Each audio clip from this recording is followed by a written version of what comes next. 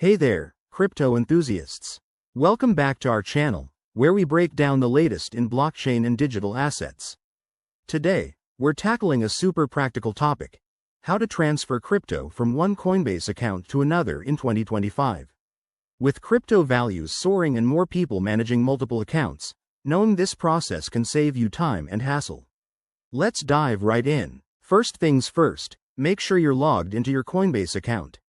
If you don't have one, head over to the Coinbase website or app and sign up. It's quick and secure. Once you're in, navigate to your portfolio section.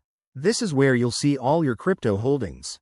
Select the cryptocurrency you want to transfer, like Bitcoin or Ethereum, and click on the Send or Transfer option. Now, here's where it gets exciting. Coinbase makes internal transfers easy. Instead of dealing with external wallets, you can send directly to another Coinbase account using the recipient's email address or username linked to their account. Double-check that detail to avoid any mix-ups. Enter the amount you want to transfer, and don't forget to review any fees. Coinbase usually keeps these low for internal moves. Before you hit confirm, take a moment for security.